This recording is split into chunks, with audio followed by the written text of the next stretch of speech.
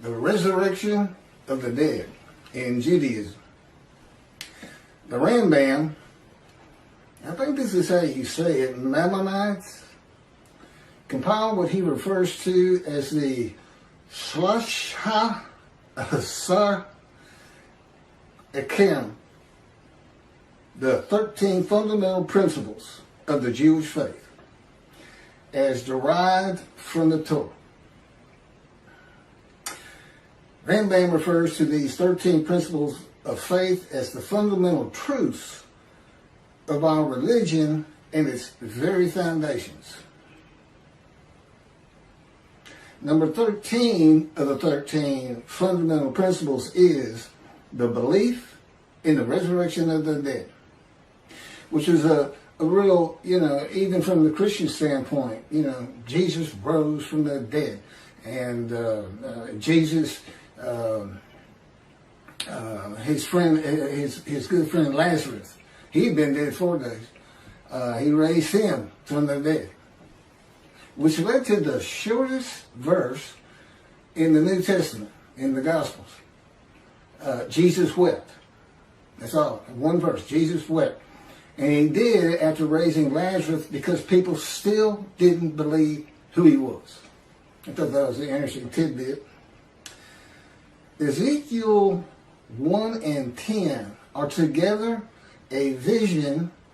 Again, I'm reading from the book God dictated to me, Isaiah 53 and the day of the Lord. And as you can see, this doesn't really have much to do, if anything, with Isaiah 53 and the day of the Lord. There's a lot of other information in there that he taught me and had me write. Keith, go to your computer. Keith, do this. Write this down or type this. He'd always say, right. Ezekiel 1 and 10 are together a vision of the resurrection of the spirits of the dead to heaven. The creatures later identified as cherubs, which is a type of angel, they're on the ark, with the spirit are going to and fro, east, west, north, and south, adding eyes to themselves and to the wheels, and taking them to the platform of heaven at the entrance of the eastern gate of the house of the Lord, with the presence of the God of Israel above them. All of Israel, whose name will endure in the heaven God is creating, that are righteous and in right standing with God, are the eyes of the eyes on the cherubs and in the wheels. The eyes represent the eyes of the spirits of the dead, a spiritual heaven. Now, back in antiquity and even into the Middle Ages, that wasn't a great thought, so to speak, because everybody feared the God. I mean, they felt like everything that bad that happened to anybody was because God was angry. Just angry. And they had no knowledge of science or medicine. And yet they missed their loved ones so much. And so they'd go out to the cemetery or they'd go out to the grave plot and just look at it, and they would wish that loved one would just rise up out of the dirt and be them again, not in spirit. I mean, that's just what it was. I mean, it was an age of ignorance of the highest order. People couldn't read. There were no schools to speak of. They were like, everybody acted on emotion. And, and your basic personality from your soul, like a mean old soul, this and that. And not a lot of reasoning capabilities. You gain a lot of ability to reason by going to school, even though you're learning stuff you'll never use. It helps your reasoning capabilities. And, that's when everything changes. You have to read the Bible for two different eras. There's antiquity in the Middle Ages, and then we had the age of reasoning. The age of medicine. This is all called the common era. Science, literature, everything. All these different changes, which leads to, of course, the age of information and now the internet. And it's written into there, and I'm about to show you one of them right here. So, I don't know how this was interpreted by Rambam, but he's talking about the resurrection of the dead based on Ezekiel 37. Rise, old bones, rise. Okay? But this got missed. And that's why there might be fundamental principles that, as you're going to see as I go on, and God again dictated this to me, some things that are part of your religion that come from antiquity and the Middle Ages have to be reassessed. Judaism is supposed to be a very rational, logical, intellectual religion. But boy, a few things got dropped along the way, and my pointing them out is a proof of who I am. I am God's righteous servant. And I handle everything that his other three righteous servants, Moses, righteous and a servant. David, righteous and a servant. Elijah, righteous and a servant. And yet we only have a description of one man for this day. The righteous servant of God. So, effectively, I am the righteous servant of God. His servant David, a shepherd. Again, Rambam. 2 chapters on King Moshe. And he's just making it up. Just making it up as he goes, just like he did the Messianic era. Can't back any of it up. A shepherd. Elijah and the prophet like Moses. And this is the prophet like Moses. Moses did 2 things. He led the Exodus and he wrote the Torah. God dictated it to him. Okay, well, the Jews aren't in bondage. I don't need to do that as a prophet like Moses. So what's left? Write this down. That's the prophet like Moses. And I have all the knowledge that Elijah would have. Elijah. What's so special? The only man in the Hebrew Bible to be specifically taken to heaven. And then he returns in the day of the Lord. Clearly, it's not going to be that Elijah. There's nothing about heaven that I need to know to answer questions that I don't know. I've been taught it. And I envision lots of visions early in my 13 years, first 7 years. Not so much lately, except for pictures that they put into my mind when we're talking. God likes you to see what he's talking about. So I'm you don't have to go into a trance or anything for those. I just send pictures into my mind. It's a wonderful thing. Excuse me. But anyway, okay, that's some backdrop. Let's carry on here.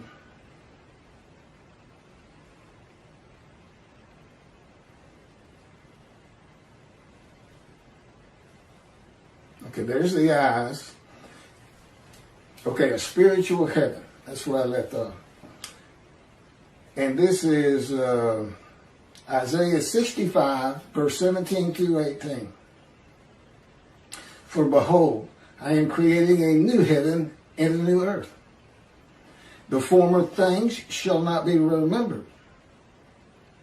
And I know why that is and how it occurs. They shall never come to mind. Be glad then and rejoice forever in what I am creating. For I shall create Jerusalem as a joy and her people as a delight. And this is Isaiah 66, verse 22. For as the new heaven and the new earth, which I will make, shall endure by my will, declares the Lord, so shall your seed and your name endure. Spiritual heaven. God, what's this all about? What are you doing? I'm going to make a new earth and a new heaven.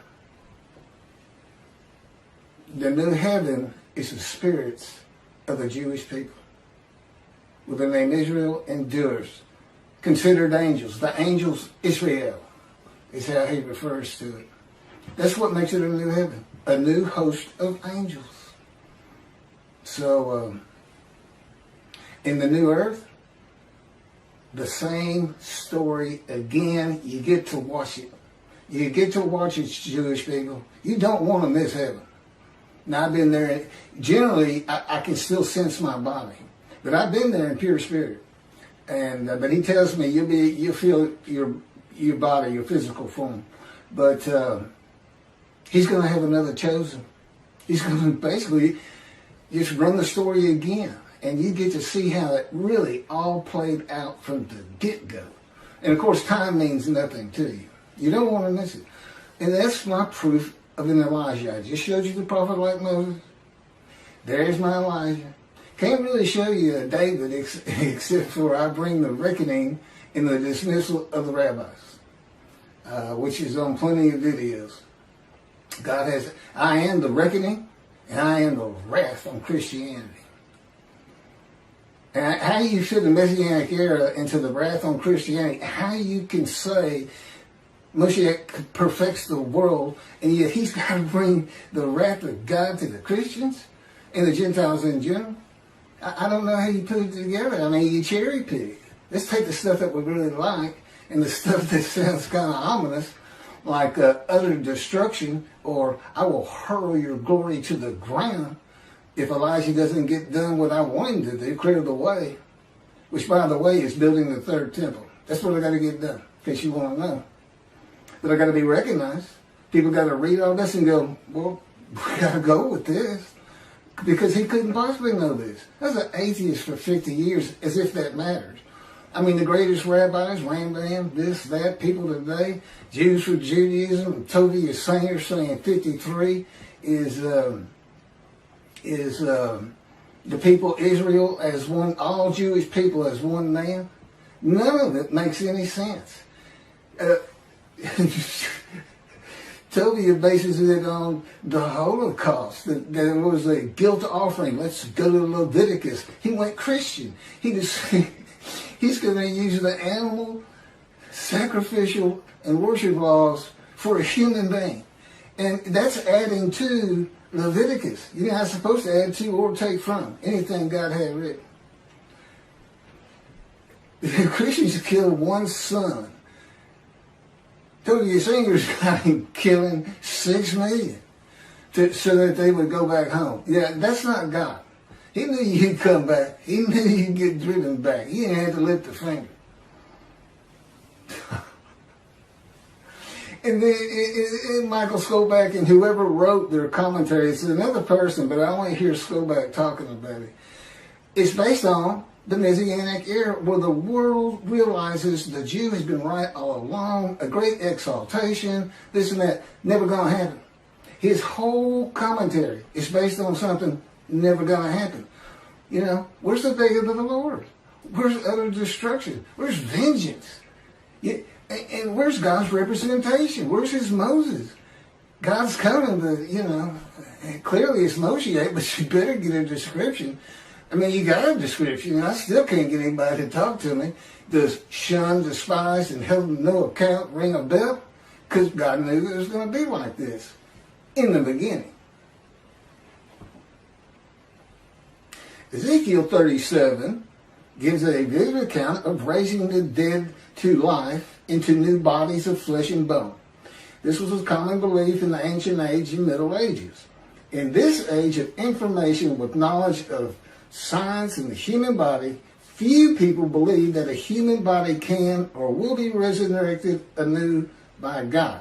You cannot take, we know, but you cannot take the ashes of bones and make a new human body. You're just making stuff up. When did God do that? You ask, can God do that? You know what the answer is? No, he can't. He said, now I could create a human being where there could be a resurrection of the dead. He said, but I don't want anything to do with that. But the world as created is not set up for that type of an event. Believe it or not, God doesn't have a magic wand. But he's got the unseen and elements in it we don't understand, and the power which, and of course, I'm so familiar with it. It actually surrounds me. It is Ezekiel. They call it in Ezekiel the cords of his power. To me, it just completely surrounds every inch of my body and my head. It just surrounds me. I mean, he can move my hands wherever he wants and turn me around, twist me like a top if he wants, slam me to the ground, I've mentioned. Yeah, if you hadn't guessed it, I'm experiencing. I'm not like any other human being on this planet, but I'm still Keith. I'm still Keith. I'm a friendly person, quick to anger, but very friendly. And I've been through every stage, walk of life, man, from poverty, which he took me to, has taken me to. I haven't nothing, but which is kind of a religious thing, I think. Even Jesus hated material things, told the rich man he can't get to heaven and things like that. That's just part of it. And it does, another thing that this fire refinement, all these punishment words, maltreatment, makes you humble. More so to him. Moses starts out this firebrand that killed a man that made him angry. And at the end of his life, it is said Moses was the most humble man on earth. Now, I don't know how you measure something like that, but I can tell you I'm more humble to God than anyone on earth because I literally fear him. Because I know the kind of pain he can put me through. And most people don't really have that knowledge. I fear God. But when he'll slam your face down into the cement or to the floor in your room. And so many other things. I know people really don't want to hear all that, but it's important to understand 53. Let me carry on with this resurrection of the dead. Today, few people believe that. It's a primitive and medieval concept that was good for a time through the Middle Ages. That is why God provided visions of heaven, conforming to the beliefs and world of the Jewish people in the Middle Ages and before, and a spiritual heaven for a more enlightened time of reasoning and knowledge. Do you understand what I just said? The Bible has to be read with an understanding of antiquity in the Middle Ages and those people and who they were. And it's also written for people of this day, modern age, knowledge, information, science, medicine, reasoning. You can't just say, or sages say. Well, do you agree with it? That's the next question. You're not going to agree with the 13th principle when I get done. The burden on Israel and the practicalities of such an event of millions of people suddenly appearing in the land from the time of Abraham to today is unimaginable. You got 6 million from the Holocaust alone. Many would be illiterate and savage, and few would be trained to work in this society. This would include the Israelites for 400 years as slaves in Egypt. What are you going to do with those people? Run. God says run. This is what you're going to do. It'll scare you to death. All would have to be housed and fed and educated, illiterate and savage. It'd be a prophecy that destroys the government of the state of Israel. I don't even know if you could fit them all in. From the Israelites in Egypt to the Holocaust, since the Holocaust. I know it's millions. I just wonder if you start hitting 1 billion. I don't know. It's a ridiculous concept. And when I sit there and I watch and I listen and I hear rabbis do this, I understand why God dismissed them. Basically, you're going to have to get all this straight. If you want to remove yourself from dismissal, rabbis, and enter the scroll of the remembrance of Malachi 3, which is what takes you to heaven, if you want to remove that, you better go read these books. It's just 2 of them. One of them is My Life, the life of God's righteous servant by Isaiah 53, and that's to show how I fit the verses. That's what it's all about. And then that's the first 7 chapters. There's 14 or 15. And then God speaks to me. And from that point, it's all about him and me. It's pretty interesting. It's a pretty interesting time.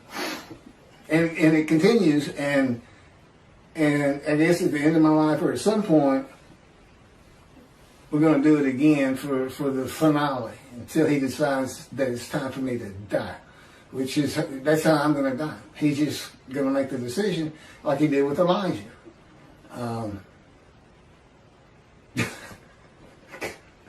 Nothing. Okay. The resurrection of the dead in a human body to a heavenly earth, the world to come. No, that's Messianic. There's also a world to come, which is really amazing to read. Because it's not in the Hebrew Bible. And look, this isn't oral tradition stuff. This is somebody who wants to please his following and get money, if you ask me and God. That's what this is. He's just making it up. It's not an oral tradition. Now, I don't get into the Torah at all. And the oral tradition, I'm going to read it the way God says it in just a second, but we don't get into that at all. I know Rambam said Moshiach would read Torah day and night. Well, no, I don't. But I definitely am a scholar on the prophets and the day of the Lord and everything I've been talking about 45 videos that we keep flipping. Find you a motorcycle and just stick with it the last 2 or 3, because you can go back 4 or 5 and we're just redoing them to keep them circulating and adding. Like this is brand new. I may have touched on this before, but we're throwing a couple new ones in here and there, and eventually I may end up being a vlogger, I think they call it. Yeah, this is what I'm doing today. I'm going to go ride on a motorcycle. God promised me. He's had me in poverty for 13 years, and but he told me one day we'll get a motorcycle again, because I've had one before, a Harley, but anyway. The resurrection of the dead, okay, that's not the world to come. I got to change that. And you say, wait a minute, God dictated that. Why you got to change it? That's to tell you I still had to live the human experience. To truly still feel like I'm Keith, I got to do something dumb like that sometimes. I still got to forget things. Yeah, I got to live the human experience. And of course, my response is, why? Don't want to live the human experience. God says, I decide all things, thank you. So anyway, we have a good relationship. He's got a great humor and a personality far different than you get from the Hebrew Bible. Because it was meant for, first and foremost, antiquity. You're supposed to be angry. You're supposed to be, that's it, putting a plate on all y'all because David failed a test of mine. He took a census. That kind of thing. But he's really a joy to be around. He doesn't like to talk that much, but the angel of his presence, the Holy Spirit, he does. And sometimes he'll talk, and it sounds like it's God. But then I can tell it's not. Totally different voices. Totally different. He's got a voice of a 5-year-old. I sometimes tell him it sounds more like a cartoon to me. But and God just sounds like a very mature man. He doesn't really talk to me that much, except when he's tormenting me and torturing me. Oh, that's what I asked him. I said, I see all these words: wounded, chastised, bruised, crushed, maltreated. I said, where's torture and torment? He said, that didn't really fit. That's what it is, by the way. Okay, the resurrection of the dead, the human body, to a heavenly earth is also said to be a sign that Moshiach has arrived, or that it will happen in his lifetime. This is a teaching from the ancient age and Middle Ages that continues today. Moshiach's here and it's not happening. Okay? It's not going to happen. Judaism's reliance on everything that the sages say in an era gone by in the oral tradition, it is important for the laws of the Torah. But the Talmud's stories, opinions, and commentaries outside of that have to be viewed in light of this age of reasoning and knowledge. The day of the Lord and the arrival of God's servant David See, he calls him David, a shepherd. According to the prophets, must be interpreted with the evolution of humanity from the ancient age to the age of information in mind. The eras in between and in the eras to come. I'm not sure what that one means. By the way, he doesn't always explain everything to me. I'm not on the executive committee. I don't make decisions. I don't decide when I go to sleep. I don't decide what I eat. I don't decide what I get to watch on TV. I don't get to decide when we do this. It's 3:30 in the morning, and he just said, just out of nowhere, you know what? Let's do another YouTube video. I've been having computer problems, and suddenly, the problems with my computer that I've been suffering through for 2 to 3 days, brand new computer. I got with my stimulus check. God says, go to Microsoft support. He still won't just tell me, but I found the answer. And basically it was hold the power button down for 20 seconds. He had let me suffer angst, unhappiness, sadness. What am I going to do? Do I throw this away? I know I got a warranty, but I don't even know where these people are. I got it over the internet. See, he'll let me do that. He says, and the reason is, the day is coming. The day is coming. But you're not going to feel those things anymore. You know, once I get recognized, once I'm the God's righteous servant, Moshiach, David, Elijah, prophet like Moses, being recognized, and we're bringing the vengeance and hopefully helping the rabbis remove the dismissal so that they can enjoy that fine heaven. Because there's 2 covenants here, and one of them's the covenant from Jeremiah 31 where God says, I forgive your sins, remember them no more. You become a holy seed to build the 3rd temple, just as he did for the Assyrian Babylon exiles. He forgave them. He said, it's not because you deserve it, it's for my name. But what did they do? They built the 2nd temple. That's what it's not really said specifically, but that's what happened. And forgiven again in the day of the Lord. And that's, you know, in Jeremiah 31, see a time is coming, see a time is coming, see a time is coming. That was the time is the day of the Lord, and it's here. I got too much other information on that, but okay. Well, thank you for listening to all that, and for the rabbis, I think you should consider this fundamental principle that you got from Rambam. I mean, I don't see a fundamental principle of your faith.